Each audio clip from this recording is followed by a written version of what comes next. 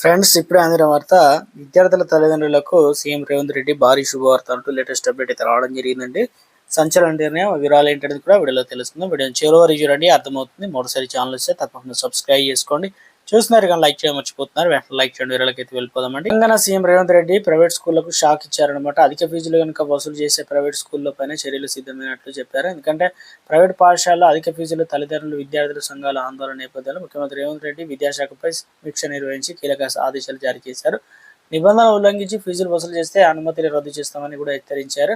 ఇక అధిక మొత్తాలు రికవరీ తప్పదని కూడా రేవంత్ రెడ్డి అయితే తెలియడం అయితే జరిగిందనమాట. సో ఇందుకు సంబంధించి సలహాలు ప్రజాభిప్రాయం కోసం వెబ్సైటులో ఉంచాలని కూడా తెలియడం జరిగిందనమాట. సో 305 పాఠశాలలో 46 సంవత్సరాల విశేషణ ఆధారంగా రూపొందించామని చెప్పేసి తెలంగాణ పబ్లిక్ స్కూల్ మోడల్ సిఫారసు చేస్తుందని చెప్పడం అయితే జరిగిందనమాట. సో మొత్తం మీద సీఎం ప్రభుత్వ పాఠశాలలో మౌలిక సదుపాయాల పైన దృష్టి పెట్టారనమాట. సో ఇక్కడ వచ్చేసి గుడ్ న్యూస్ ఏంటంటే ప్రభుత్వ స్కూల్లో బ్రేక్ఫాస్ట్ పథకం పైన సీఎం కీలక ఆదేశాలు జారీ చేశారు. ఎందుకంటే ప్రభుత్వ పాఠశాల కళాశాలలో బ్రేక్ఫాస్ట్ పథకాన్ని పకడ్బందీగా అమలు చేసి విజయ డైరీ నుంచి పాలు తప్పనిసరిగా అందించాలని ఆదేశించారు.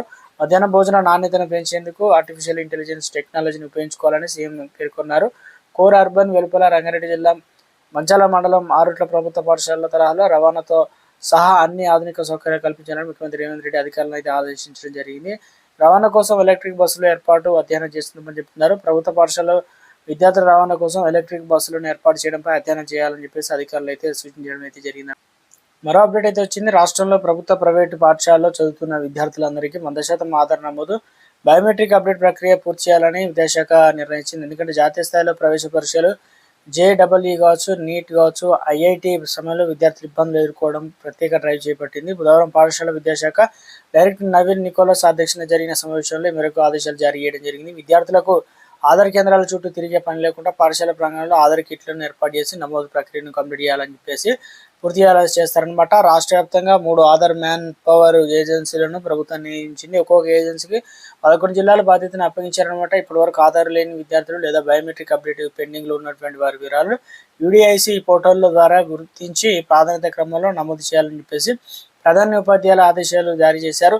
తమ పిల్లల ఆధార్ వివరాలు పెండింగ్లో ఉంటే వెంటనే పాఠశాల అధికారులు సంప్రదించి డైరెక్టర్ సూచించడం జరిగింది. ఎందుకంటే నీట్ కావచ్చు, జేఈఈ కావచ్చు వంటి జాతీయ పరీక్షలు హాజరయ్యే సమయంలో ఆధార్ బయోమెట్రిక్ వివరాలు సరిగ్గా లేకపోతే విద్యార్థుల వెరిఫికేషన్ ప్రక్రియలో తీవ్ర ఇబ్బందులు ఎదుర్కొంటున్నారు. దీన్ని దృష్టిలో ఉంచుకొని ముందుగానే పాఠశాల స్థాయిలోనూ ఈ ప్రక్రియ పూర్తి చేయాలని చెప్పేసి విద్యాశాఖ నిర్ణయించడం అయితే జరిగింది.